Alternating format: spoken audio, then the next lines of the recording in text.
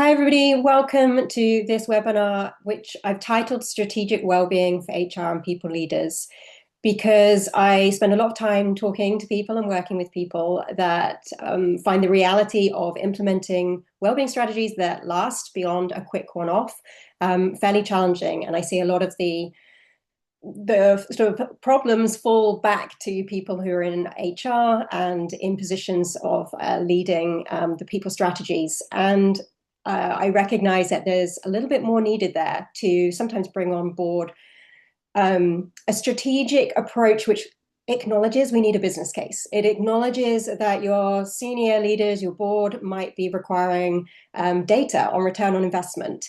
It recognizes that not everybody in your organization is as sold and convinced that well-being is a critical part of the sort of leadership development strategy, and how we might kind of get past that and hopefully convince them of the need and importance for really focusing on well-being as a whole organizational approach.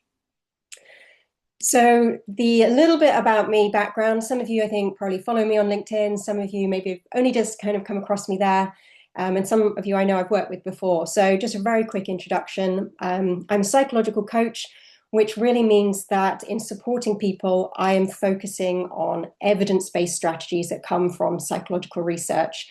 So the concept being that everything we're doing has been applied in organizational settings, and there is evidence to support that it has an impact. So whether I'm working one-to-one with people or in an organizational context, that's kind of the core of what I believe is important. It kind of links into everything that my company Goldcrest Training stands for.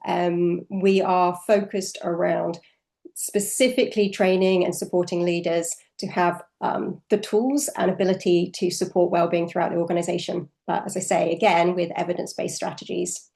That links to my kind of affiliation with the British Psychological Society. My background is all in psychology from an education perspective.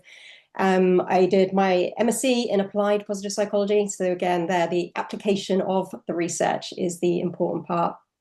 And I've ended up very much specializing in this space of workplace wellbeing. So that's just a very quick introduction to me. Hopefully the other introduction is actually, meeting me on this webinar and a chance to chat at the end if you want to. I would love to know who's on the call though, because it gives me a little bit of context of what you're looking for and what's going on for you. You've voluntarily given up your time to turn up to this session. So if you're happy to put something in the chat box, I'd love to know, what do you do, and what's your biggest wellbeing challenge in where you're based, where your organization is. As I say, it gives me a little bit of an insight just to know a bit more about the context of those of you who showed up today. While you're doing that, I'll just give you a quick run through of what my plan is, so with the aims for the session.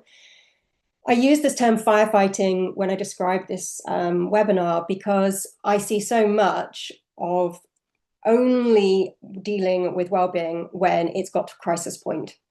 And sometimes that's because people in HR roles, people partners aren't really even being told there's a problem until it gets to crisis point. So maybe managers are managing their team, perhaps not as effectively sometimes as they could be. And that's why it's only when the fires are, starting to go off all over the place that you end up finding out about it. Thanks, Angela. It says, looking for persuasive tools for getting all leaders on the same page when it comes to wellbeing. Some are completely on board and others not so much. Yeah, that's absolutely my experience when I'm working with organizations. It's a definite challenge, and I'm going to try and address. Yeah, and that's really with this outlining a business case for early intervention. I've got some data, some stats, global stats, UK stats, and I am going to give you a business case report at the end of the session, a document I've put together. So if you are someone who loves all the data and the stats, and that's something the leaders who are maybe more resistant could do with, because that often is the case I find, you can go away from today's session at least with that, and see if that starts to have an impact. But I'll kind of build into that as we go through the session.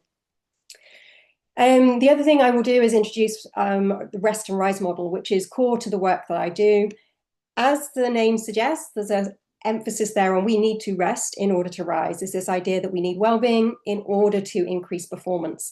And performance, if we're going down the data route of what's your rate of return from a intervention, you have got to be seeing some improvement. And so we talk about this idea of rising being an example of performance increasing, where we see increases in resilience, innovation, success, and engagement. And it brings basically a more of a sustainable and whole organizational approach. And then at the end, I'm going to try and create some time for Q&As and offer a complimentary strategy session. So if anybody wants to go into this in more depth, I'm going to offer that at the end.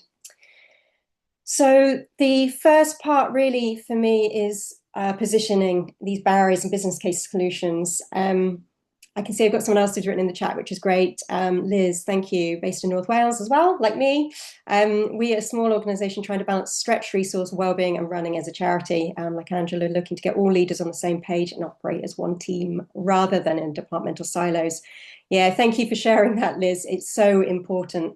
But if you actually get the leaders to understand why does this matter? And the why might be different for different leaders. And that's part of what we're going to look at. For some people, the why is enough to say, don't you want your people to thrive? Don't they deserve to feel well at work? For some people, that's enough. The compassionate side in them is triggered and they're like, yes, absolutely. What can we do? For other people, they think that's already happening, or maybe they believe that should happen elsewhere, like outside work. It's not work's responsibility. So that's where we need maybe the data comes in, and looking at some of the advice from the health and safety executive that's coming through now. So I'm going to kind of position all that, and hopefully it will start to kind of do what, this part one, it says the barriers and the business case. And then promoting it. What could you do, right? So I don't want it today just to be about data and stats. I want to say, like, what's a potential solution? Like, how could you go forward and promote a whole organizational approach? And then part three, I'm going to outline a pilot that I do from my perspective with different organizations. It gives you the idea of a blueprint for sustainable wellbeing. And again, if you want to speak to me through it, go through it, I can look at how that might actually apply to you in your organization, in your situation, and what might a pilot that is another way to get people on board. Start small. Depending on your organization, I know, Liz, you've just described it quite a small organization. But if you're in a bigger organization where you have more managers or leaders, they're starting with one group who are the early adopters can be a really powerful way to then get the personalized data for your organization. And they say, look, this is having an impact. It's making a difference. This is why we need to roll it out. So part one, looking at the barriers and some of the challenges that we perhaps all know exist. And then what maybe the business case angle is here that you could start to introduce. So too often I hear a lot of things that people are saying, people who are in HR roles, people who are in senior leadership roles who are in charge of wellbeing, and they are the ones that this is like preying on their mind, right? They wake up in the middle of the night and their mind is racing. They are worrying about the fact that maybe a complaint's been made, about a manager, or they're worrying about something else that's just arrived on their desk that's looking at the data for retention being low, or absenteeism has increased. You're in a situation maybe where there's a whole load of information coming at you, which you aren't able to control. It's already happened. So it kind of creates that firefighting sort of feeling to it. Constantly putting out wellbeing fires, it's exhausting. And people who are in these roles, unfortunately, end up being the people who become at risk of burnout as well. Wellbeing matters, but leaders don't get it. And we've already seen this in the chat. Two of you have shared that some leaders do, but not all. And then I don't know if you hear this, but I hear, just this sort of being thrown at HR. It's a problem for somebody else. Hey, just give it to somebody else. And then ultimately people are exhausted from trying to carry it on their own. They're not getting managers to actually fulfill their role of managing with a lens of well-being. And that's where we want to create a shift. Hi, Nicola, I can see you've just joined as well. Based in Bedfordshire, employee experience director, responsible for wellbeing in a global organisation. Biggest challenge, conflicting business priorities that impact employees and potential burnout. Yeah, thank you, Nicola, for sharing that as well. It is, the reality is there's so many things that businesses are trying to achieve, and also so many things that leaders are expected to do. So yeah, we're now asking them to look after the well-being of their people, but they've also got their own job and their own roles and many other metrics that they're trying to manage and support.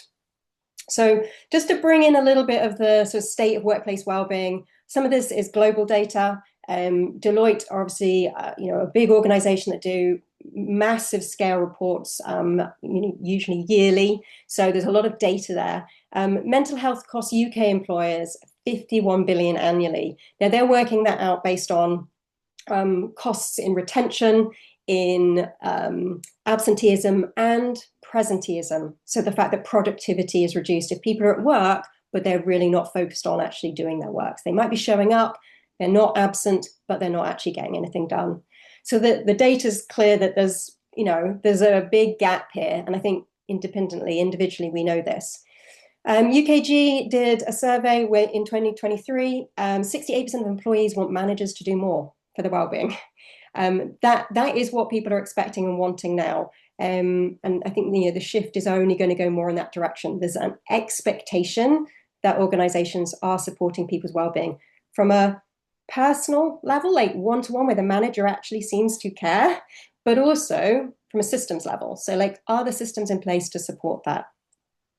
And, leaders are basically being given this role to be a well-being ambassador, to look after their people's well-being, where they often are not given any strategy, tools, or supports. In fact, there's a survey that Gallup did that found that only 44% of managers actually receive any training as a manager. Now, in bigger organizations, that might not necessarily be the case, but the fact that sort of globally is a stat, and that's just any management training. We're not even talking specifically about well-being training as a manager. So there's a massive gap there. There's a training gap. There's a gap in not just training managers to be great managers, so that leadership development piece, but specifically around leading well-being. So in my experience, the reasons why wellbeing initiatives don't work, because these are the barriers, right? These are the things that your leaders who are not on board yet are saying, that this is what they probably just think, even if they're not saying it. But I see it really coming through because there's no overarching wellbeing strategy. Yeah, they'll be saying, oh, we tried that, we tried this, we tried the other, and it didn't work, it didn't have an impact, let's focus on something different. And it's often because things are they're separate and haven't really been thought through in one whole approach. And if you ask, do you have a well-being policy or a well-being strategy, specifically, not a mental health policy or a mental health strategy, but specifically a well-being strategy, which is inviting a proactive approach, quite often the answer is no. So what we see is that people are using well-being tools as plasters. Oh, somebody's stressed or struggling. Please, can you need to engage with the mindfulness app that we have access to. Okay, so that's going to just instantly fix it, right? I love mindfulness apps, loads of benefits. I bring mindfulness into my training, but it's how do we use it? How do we implement it? And ideally, we're implementing it at that proactive stage. The other big gap, and this is a big one for leaders who might need a bit more convincing, if there's no measurement or tracking system, if we are not looking at return on investment, if we're not looking at even has well-being improved, then okay, it might have some subjective nice feedback, but we want a little bit more than that. If it's only introduced at the point where people are struggling, it's going to be a real challenge because you are starting from kind of below zero, right? You want to look at this as a proactive approach. You need mental health support in place. Lots of EAP systems have counseling support, one-to-one support in that nature, the more sort of mental health clinical support, and that's brilliant, that's essential. But if we're not doing anything before the point that people get to struggle, we are failing them, and we're also reducing productivity, retention, et cetera, like all the things that actually have a huge business financial impact. And the last one, really, it comes down to that if leaders are not on board with this, if they're not equipped to lead wellbeing, if they're not actually saying the same stuff and supporting these initiatives, then it's too easy for people to either just think it doesn't matter or be a little bit too nervous to even engage in them, right? You want to know that your boss is going to support you if you go to a wellbeing session or you speak up when you're struggling. If you don't feel that, the psychological safety element is lost. And so training leaders to really have this understanding of what it means to lead with a lens of wellbeing is essential. I did say in this webinar that this was also going to be a little bit strategic for your own well-being. And I don't know where you're at today, how you're feeling, but I introduced this model in the main well-being training that I run for leaders. And it is predominantly a reflective tool. Like, it's a moment to pause and to say, like, where am I at? So just it gives you an insight into some of the training and some models that I have in my training. But I invite you now just to take a moment and think about, where are you at? So the sort of thriving model is designed to explain that we have these two differences. We have well-being, and then we have the things that life throws at us.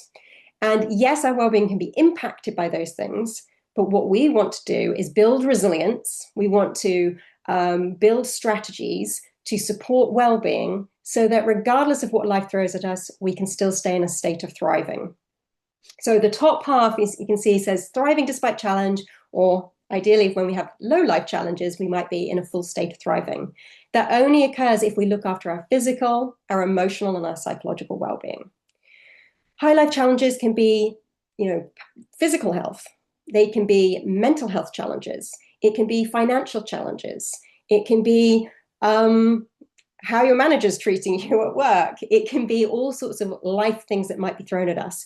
It could be family problems. It could be somebody who you're caring for. All the challenges that we experience in our life. So we can't control the horizontal line, right? We can't control it. What we can control is our state of well-being. What I see is unfortunately, I see a lot of people in the bottom right corner. So, they are in survival mode. They've got life challenges, but they haven't overwhelmed them yet. But they're so caught up in it all, so busy firefighting, that they're really in this state of survival, like they're treading water. On the outside, it looks like they're doing great. Their performance is fine. They're doing what they need to do, but it's at a cost to their personal well-being. And so they're on a time limit. If we ignore that and we don't do anything for our well-being that is proactive and continuous, people are much more likely to move into the bottom left quadrant. So they are struggling physically or mentally. And that's often where we might see somebody going off sick, going off work because of long-term stress, physical or mental health problems. And we obviously want to avoid that place. So as a moment of reflection, take a moment, think about where you're at. When I do this with leaders, sometimes people will be honest and share with me where they're at. And I always say to them, it's not about where you're at right now, but it's about where do we want to be. And so it's really just this recognition and an invite to say, what do I need to do more for my well-being, for my physical, my emotional, and my psychological well-being? So the PEP model of well-being we use within Goldcrest training, and that is saying, look, we really need to look at ourselves as whole people. So in a workplace, we might be looking at all sorts of challenges in work, but we're still recognizing there are things that we need to do. And the question is, how does the workplace, how does a leader support and enable a state of thriving? Ultimately, what we're trying to achieve is avoiding burnout and helping people to thrive, right? Now, your leaders that get this, that's enough. That's enough for them to make them want to invest in wellbeing training, invest in their leaders to have more strategies to support people. Some of your leaders, and I know in the chat box here, some of you highlighted your challenges. That's not going to be enough. So I want to address some of the biggest blocks, and some of these have already been put in the chat, which is, great that I'm seeing the same things as you, less great because they exist. But I've mentioned return on investment concerns. Will this actually make a difference? And it's fair enough, right? If people are making the decision on whether to put money towards some sort of leadership development, is it going to make a difference? They care about that. The next one is the competing priorities. There's so many things there, conflicting business priorities. They've got maybe bigger fires to fight. There are other strategic priorities that are at top of their agenda, and well-being essentially is not there. And so sometimes that's about how do we connect well-being to the impact on their other strategic priorities. We'll come to that in a minute. And the other thing is things are disconnected. So it just doesn't seem sustainable. If you're always, having to bring someone else in to run more and more and more training, it doesn't seem to have that sustainability piece and financially sustainable. but also things end up being a bit disjointed.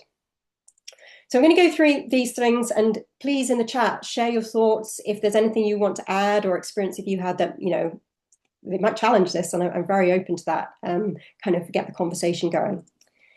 So the return on investment concern, a bit of stats and data for you. As I said at the beginning, I'm going to share a business case report, which includes all of this data and quite a bit more, actually. I didn't want to overwhelm the webinar with just a whole load of stats. But I also put the references in there. So if you want to go and follow that through and, go dive deeper, then you can. So will this actually make a difference? The data from Deloitte is pretty clear and has been for quite a few years. Most recent report in 2024 highlights a clear return on investment for employee wellbeing training, on average, looking over a large amount that's been done, and saying for every £4 spent on wellbeing training, for every £1 invested, you get a £4 return. And they're working that out on the cost of absenteeism. So if a day's rate for an employee, they're looking and measuring that. They're looking at retention, what it costs to have to re-employ somebody. So that's a huge amount in many cases. And they're also looking at engagement and presenteeism. So if people are disengaged and their productivity has dropped, what impact is that having? And they've kind of done a sort of data and looking at the cost of that. And that's where they come up with their return on investment.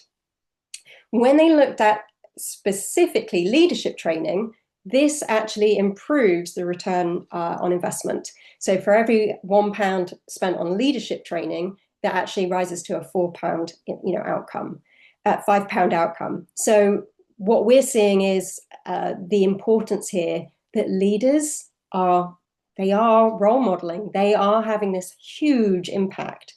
So the data's there, but it does also come back to your organization. What metrics matter most? Like, what are the things? And I'm genuinely curious if you're willing to share in the meeting chat, if that's appropriate. But if there are anything specific, are you particularly concerned about retention in your organization? Are you particularly focusing on productivity and have your own measures for that? Because these are the things when I run wellbeing training that when we kind of go through the consultation process, we can look at those. Like, how are you going to measure that before? How are you going to measure it after? Let's see if it has an impact, because it's a fair question, right? What is going to be the impact of running wellbeing training? Whether we say it's for leaders, for a whole organization, but you need to know what that is. The second kind of barrier, the competing priorities. We've got these bigger fires to fight. They've got different strategic priorities from a business perspective. The reality is that wellbeing is an essential part of leadership development. Yeah, there's a lot of data highlighting the need for greater leadership development. There's a gap there in the training.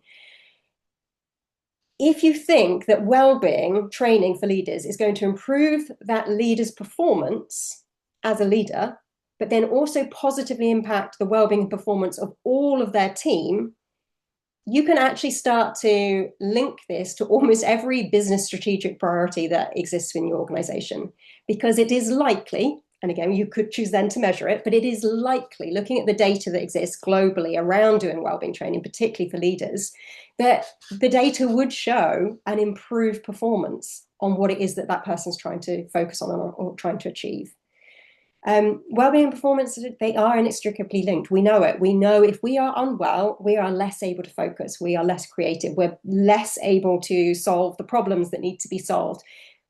Generally, we're less nice people to be around. I know I am. If I'm really stressed and overwhelmed and tired and not looking after myself, I'm not going to be as good at engaging with people. So you think from a leadership point of view, what impact that has on their team. And what's really interesting that's coming through, and the health and safety executive have always been talking about managing stress in the workplace, and that's been around physical stress as well as psychological stress. But in their business plan for this coming year, they are creating greater emphasis on mental health and stress, because again, they're doing the data showing that this is really important. And it's something that's only going to become more and more directive. The health and safety executive has spent the last few years talking about having to review this and look at the data, and they're now putting greater emphasis on it. It may be that in the future there's some talk by organizations. I've heard from insurance companies that look at, they insure companies. If you have an employee that makes complaints around leadership not really being on board and focusing on mental health and managing stress and supporting that in the workplace, there are those future potentials where, litigation becomes important. So I think this is a time where we're not just saying it's a nice to have, we're actually moving into it being an essential priority. The disconnect initiatives, we've tried it all before.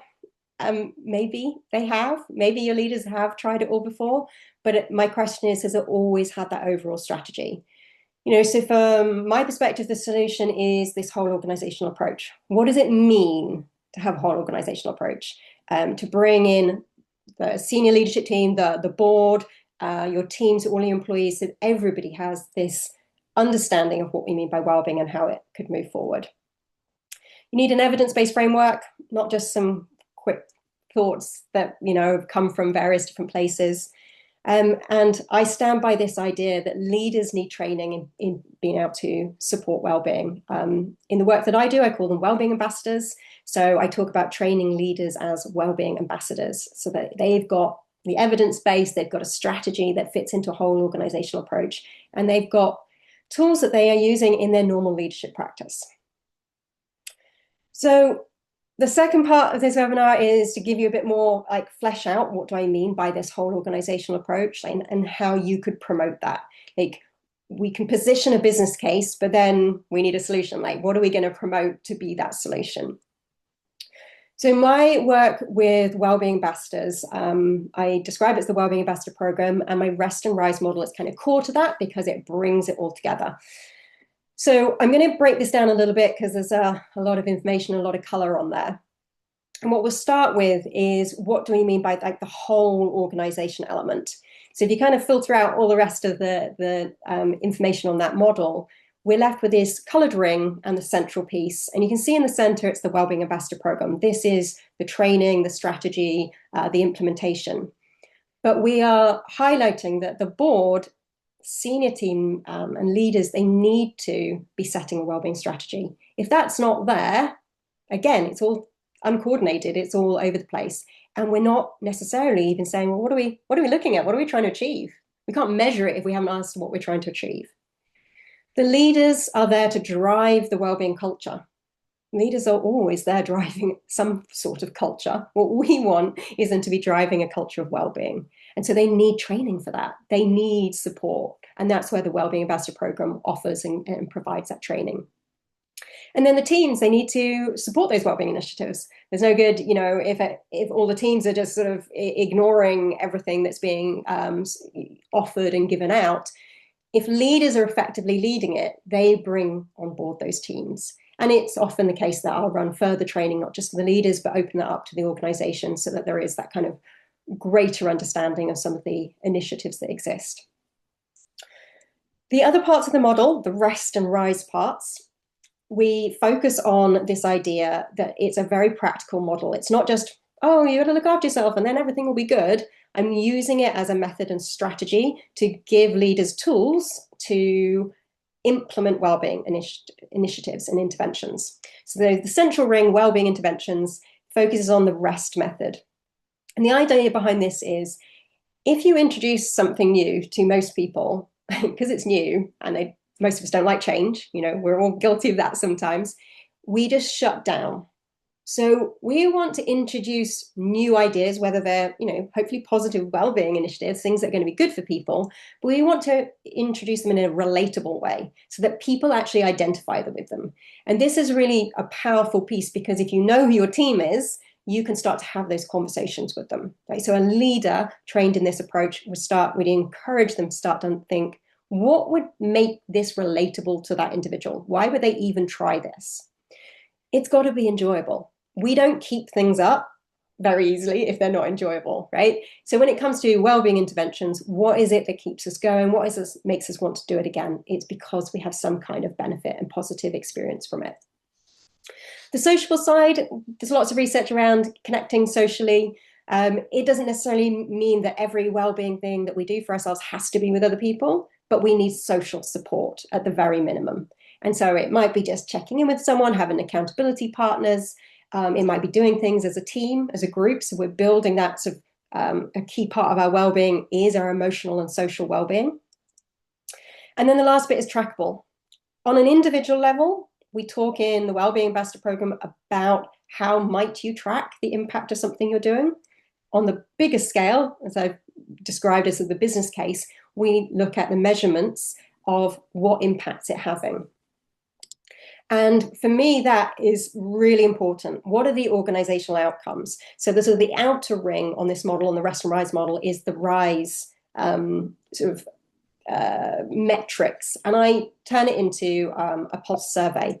So it gives us a really simple way of looking at what are the improvements of embedding and sustaining well-being interventions in your organization. So we measure in resilience, like what is somebody's ability to bounce back, cope with the situation, find different ways to move forward. We look at innovation, the opportunity to be creative, the opportunity and feeling that you've got the energy and the capacity to problem solve, come up with new and innovative ideas. We also look at success, and on an individual level, success might be very different to your organizational success metrics, but we start to look at what does that mean? What does that actually outline for that individual?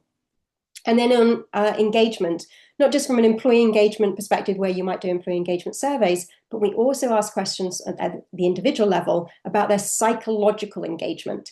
So how much do they feel they're able to get engaged in their work to the point of where they're like lost in time? Like they are at their best. Because a lot of what we're trying to do when we are improving productivity, improving performance, and ultimately creating a state of thriving is allowing people to be at their best.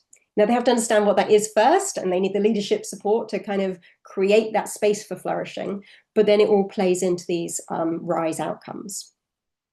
So that's kind of the strategy that starts to bring it into a really practical tool that leaders can implement and organizations can start to measure maybe your own metrics of absenteeism, turnover, etc. But also we're bringing in some psychological measurements to get a feel for the impact of the training. So then you just put it all back together. The whole organizational approach is really taking this Rest and Rise model as an overarching kind of theme, but also a really practical tool that can be implemented. I want to just take a breath because I've done a lot of talking for a moment and just bring this back again to you and where you're at, and introduce just an example of a wellbeing tool that can be used in so many different ways. And just invite you to have a moment of reflection for your own well-being. You've given up an hour of your time, quite possibly over your lunch break. So just to take a pause today, even though it's only 12:30, and think about 3 good things that have happened for you. So a nice way to break this down is one thing that you've enjoyed so far today, one thing that went well, and one thing that you're grateful for. So these don't have to be big things. So one thing that I enjoyed today is we have bought some different coffee, and it was like, I just really enjoyed it. It's like, oh, this is new coffee. I really enjoyed this coffee. Like it was a change in flavor, and I just took a moment to appreciate that I really enjoyed my coffee this morning. One thing that's gone well is probably any day I'm running a webinar is that people showed up and the tech seems to, I shouldn't jinx it, but going okay at the moment. And one thing I'm grateful for is that I have a lovely bright office space to kind of hide away in and run all my training when I do work from home. So they don't have to be life-changing things, but they're just small little things that happened and maybe give you that sense of what feels good. I'd love it if you share 1 or 2 in the chat box. If you're open to it, hearing other people's 3 good things can be as powerful as coming up with your own.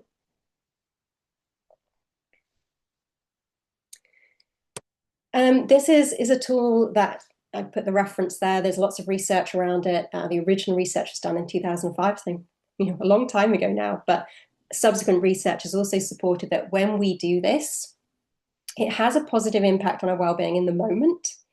But if we do it regularly, it also starts to have a positive impact over a period of time, increasing metrics on well-being. But they've also done it with clinical populations, people who are experiencing depression, and they saw impact on reduced symptoms of depression. And if you actually start to do this and use it in an applied way, and it's a tool that we use in the Wellbeing Ambassador program and invite leaders to have a go with, experimenting with it, trying it before going to bed every day for 7 days, see what happens. It actually starts to prime you to notice more good things. Now, that doesn't mean we don't notice the bad, but it means we don't only notice the bad, right? So you could be having a horrible day, but you're still allowed to enjoy your coffee. Or as Pia's just put in, thank you, Pia, you're still allowed to enjoy your nap, even if everything's going crazy and you feel like you're firefighting. And maybe you're completely overwhelmed if you allow yourself to look at your email box. But you can still enjoy those small things. Angela, thank you. Best chai latte I've ever had this morning. Oh, from a local cafe. Lovely. Had a breakthrough with the work challenge and grateful for good weather for dog walking this week. Yeah, amazing, right? And just, I love hearing people's good things, because how many times do you sit down and have a conversation and you ask people, like, how's your day going? Or how's your week going? And they just reel off all the negatives. And it's kind of tough.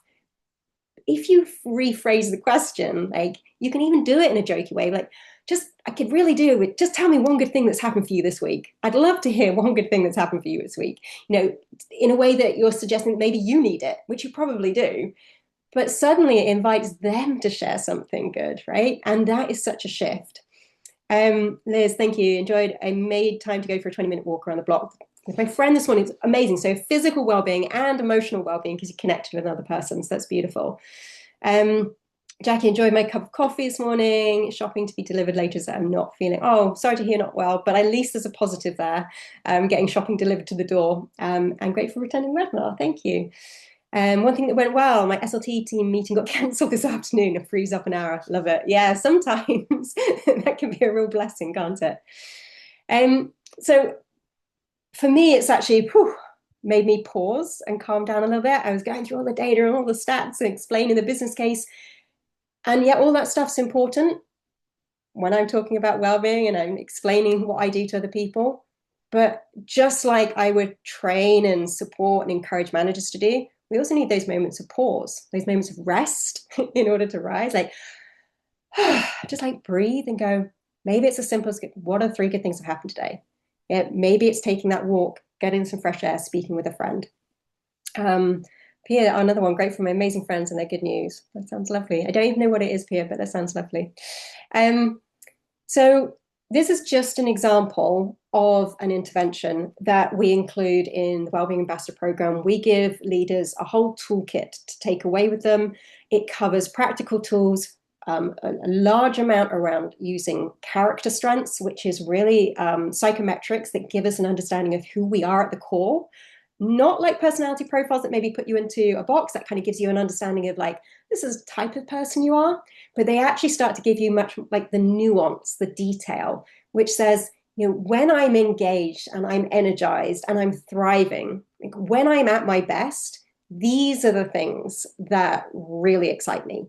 It's when I'm able to be honest with my team, or when I'm able to bring in my humor or my creativity or my honesty or my bravery. It's those characters that make us who we are, that really lead us to places of thriving. And so it's part of the training that we go into quite in depth with leaders, but then we also give them this toolkit to explore that further, linking it with mindful practice. So not just meditation, but also saying, like, how do we bring that mindful practice into our everyday engagement as a leader? We talk about psychological capital, which is this idea that we need hope and we need resilience and we need optimism, and all those sort of states come together to actually help us to thrive.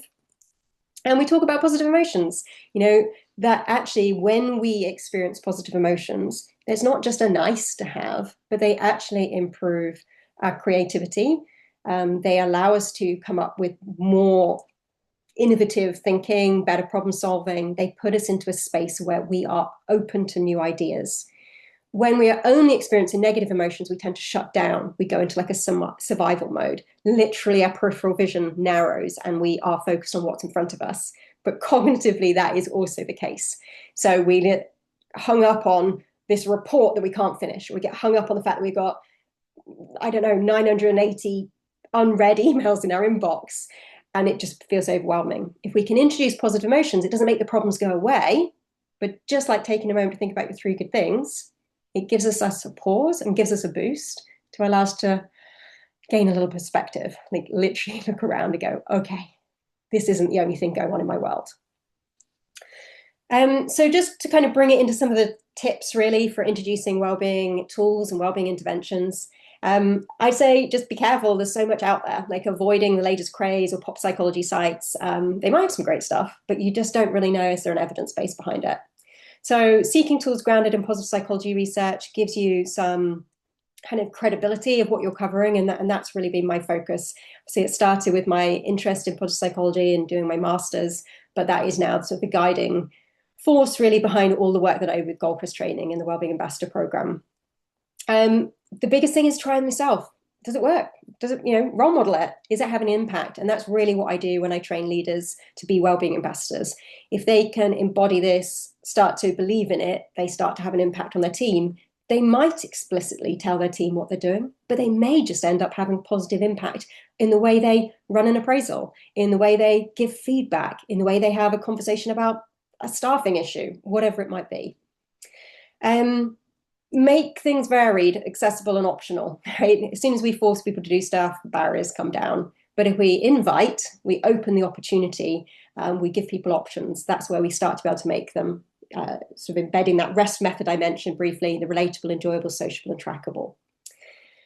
And this is my top tip. If you can train leaders with strategies, if you can give them the tools so that they are the ambassadors of wellbeing, it's not all left to you, because it's happening throughout the organization. It's happening as a whole organizational approach.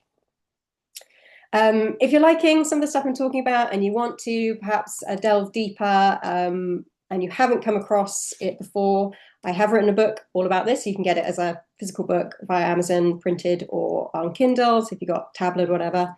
But I've also created a Spotify podcast about it where you can listen to some discussion. So I'm just adding that to the chat now if you're interested. Very quickly, I want to run you through the idea of a blueprint. The pilot idea is how can you bring some of your less convinced leaders on board with the idea, particularly if they hold purse strings. Often people quite like the idea of a pilot. It doesn't seem so committing. And it does give you then a blueprint for like tweaking what works. So you can then, if you've got a big organization, roll it out on a bigger scale. So often starting with 10 willing, and this is key, willing leaders and managers. In some cases that will be the HR team. They'll be the most willing people, and also ability to have quite a large impact on a small immediate scale. So starting with 10, we train 10 leaders as wellbeing ambassadors. It's 3 modules that I use when I deliver it. So this is the sort of blueprint that I use. And they're really focused around giving them an understanding of their own wellbeing, how to support other people, and really how to integrate that. We have a built-in measurement and follow-up, which is incorporating the RISE pulse survey. And then if the organization wants any other metrics to be measured, then they do that as well. And so we're able to give an idea of what that return on investment actually looks like before then scaling and saying, right, what's now needed? Like, this has had this impact, what's missing, what's working, what needs to be shifted. So what it looks like in kind of practice, just to give you an example of client, was working with an HR director. There was relatively small but growing team. It's high pressure in some ways. It was fast moving. They had a lot of people working from home, so it was sort of disparate. It was harder to kind of get all managers to maybe connect with their teams. She cared lots about well-being, but some of the leaders weren't perhaps in tuned to supporting the well-being of their teams. It was sort of seen as a given, and this can happen quite often, either with small companies getting bigger because it was easy when you had a small team, and then it gets harder and harder, or in much bigger organisations where there may be a manager is managing lots of people. And the gaps really were there was a lack of wellbeing policy. So we looked at that. And that's one of the things, if you book a strategy call with me later, I've got a sample wellbeing policy I can share with you if that's useful. The leaders didn't have any plans to support their team. They didn't know what that looked like. So sort of implementing the Wellbeing Ambassador program gave them that.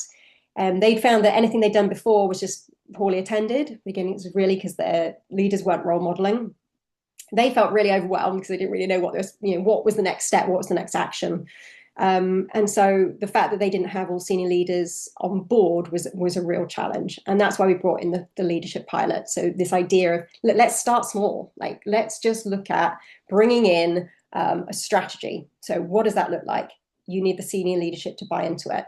We trained 10 managers initially, and then we rolled it out to teams with ambassador support. So we brought on some extra training for the whole organization that people could turn up to. We followed up the initial Wellbeing Ambassador training, and we looked at the impact on resilience, innovation, success, and engagement through our Rise Pulse survey. The 3 leadership modules, just to give you a quick overview, personal wellbeing is the first one, looking at physical, emotional, and psychological wellbeing. The strengths-based leading aspect, which is the strengths and character strengths element I was describing earlier, where we're inviting leaders to understand who they are at their best. So how do they implement that into their existing leadership practice when they're engaging with other people, when they're engaging with other stakeholders, in everything they do? How can they lead with strengths and be at their best? And then we start to see it impact the performance and well-being of their teams. And then the module 3 is leading wellbeing initiatives, where we start to really bring it all together and give them this invite to say, what are they going to do? What are they going to implement that would be relatable, enjoyable, sociable, trackable, and relevant to their organization and team? And then we follow up. We follow up with them in a follow-up session, a group kind of coaching session where they get a bit of a check-in, more support, and we measure the impact that's been had. This pilot, has worked because it's small scale, so therefore you get a bit of that easier buy-in with, leadership. If you bring in early adopters, you're going to see a bigger impact than if we try and just roll it out across a whole load of people who are resistant when you've got no real proof or evidence that it works. So you've got initial enthusiastic people. The measurement is built in because we're using our Rise Pulse survey, and we invite you, if you want to, because there are specific metrics that you're trying to measure, to do that as well.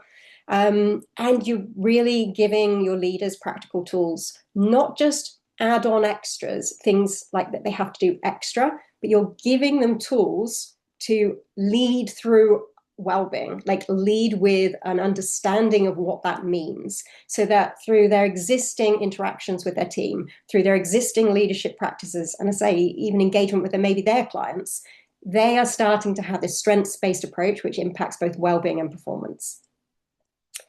The impact, some of the small data that I've gathered is really around, the impact of the training, feeling equipped to support others. 92% of our people who do the Wellbeing Ambassador program do, which, pretty some good stats.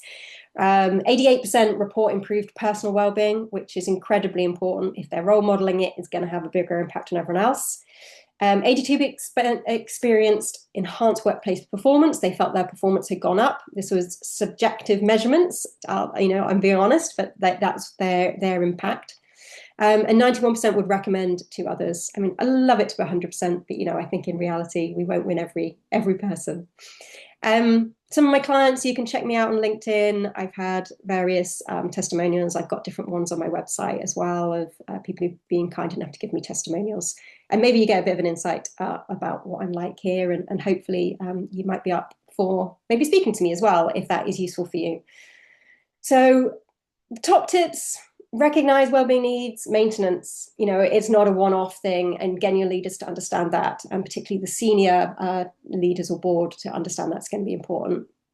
Having a policy to focus that is essential. As I say, I have a very simple sample policy that I share with people if they want that, if they don't have their own. Some organizations do.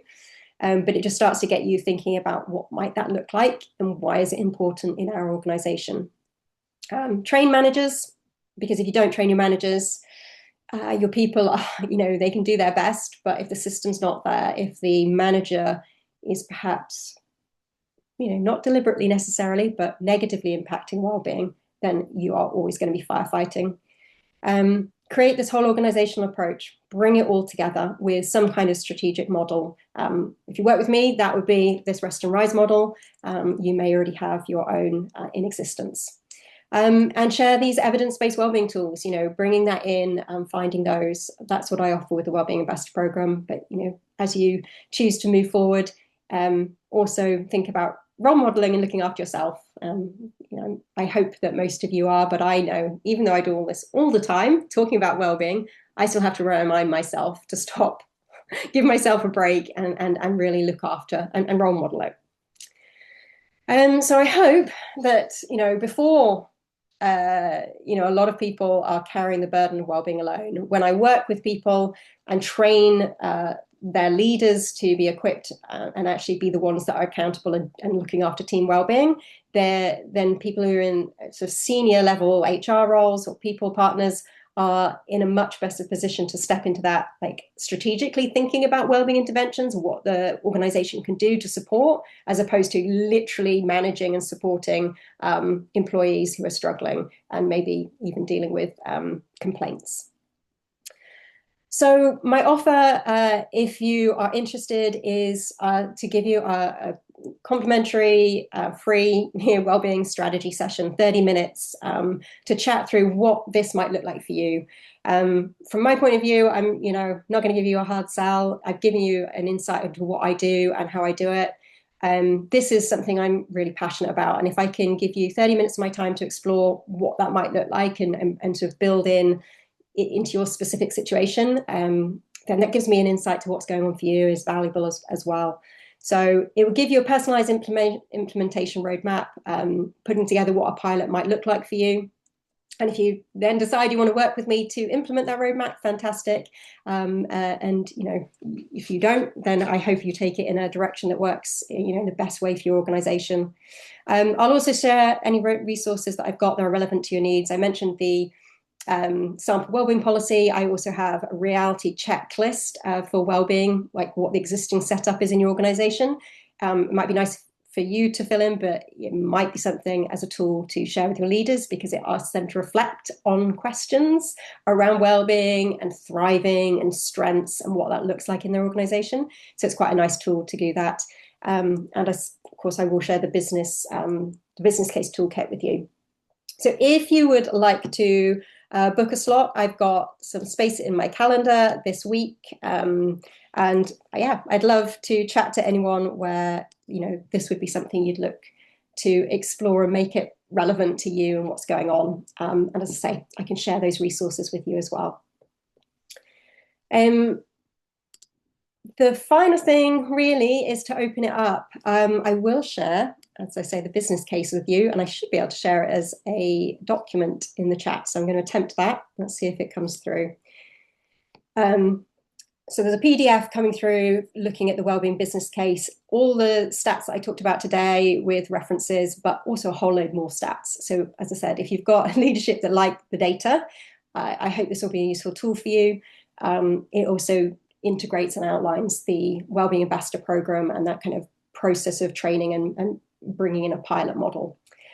We've still got a few minutes left, so if anybody has got any questions, I'd be really happy to answer them, or any thoughts or reflections, just anything that really aligned with what's going on for you.